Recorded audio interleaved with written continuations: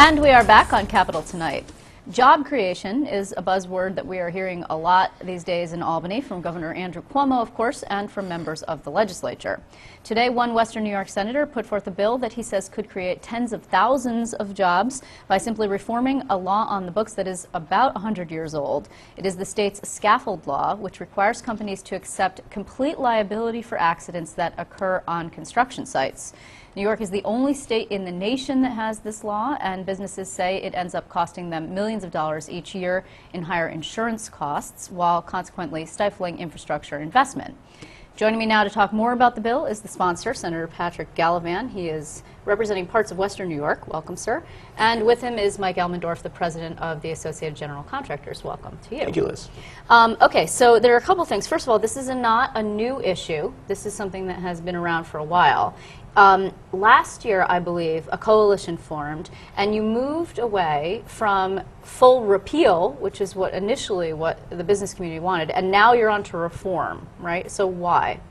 Well, I think that Mike can ultimately speak to the coalition that was put together, but I'm looking at what we've done over the past 15 months in New York State government, and you see a governor working with the legislature, and you see good accomplishments, Democrats and Republicans working together. We look at New York being among the highest taxed states in the nation, the least business-friendly in the nation.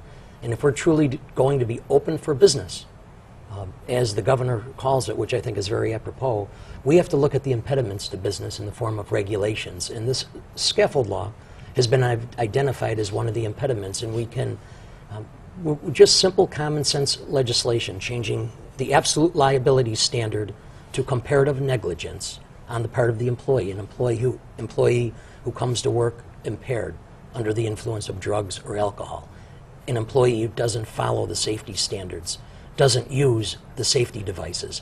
In cases like this, it just makes sense that some blame should be placed on an employee if the employee is the cause of the accident. So I think the timing is right, the environment is right, and we need to help businesses and work to create private sector jobs. This can do it. This is actually a bill. You have a Democrat sponsor in the Assembly. It's Assemblyman Joe Morelli from the Rochester area. You are now, this is moving forward.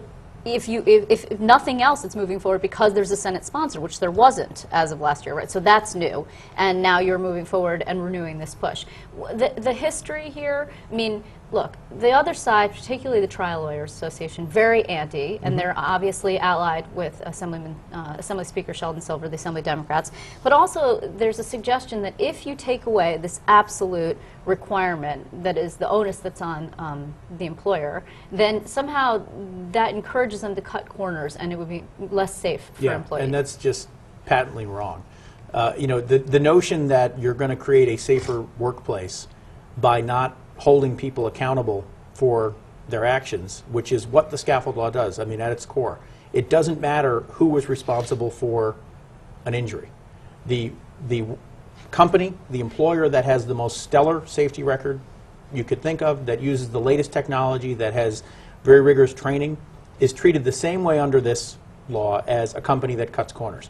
People who are responsible for an injury should pay for the injury, whether that's the employer or the employee. What the bill that Senator Gallivan has put in, that Assemblyman Morelli has sponsored for quite some time, would do, is give that day in court. You'd go to court and you'd figure out, like you do with virtually every other area of tort law, who is responsible for the injury.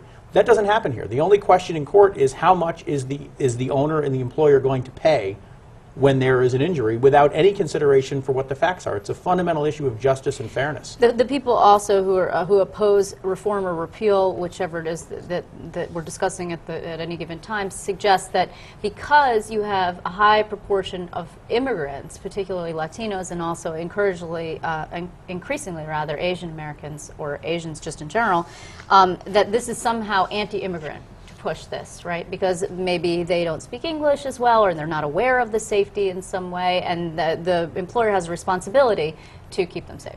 So their solution then is that you have people get injured and have them recover, in most cases, settlements, because generally a contractor or an owner is not going to bother going to court, because what happened doesn't matter.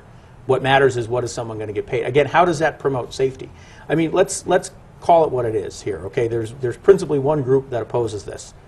if you look at everybody else that's in favor of it, it's the whole of the business community, the Farm Bureau, big business, small business, school districts, local governments who pay a lot for this, not only because their construction costs go up, but as is the case with Amherst, New York, which had a $23 million settlement under this law. They had, I think, they had ended up having to go into their general fund for more than $10 million to cover the excess that they don't have. Everybody is in favor of reform.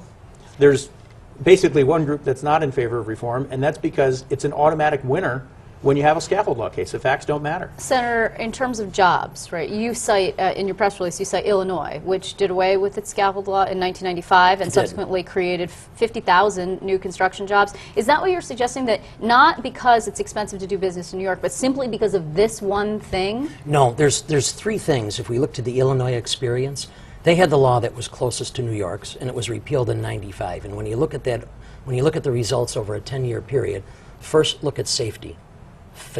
Construction fatalities decreased over that 10-year period.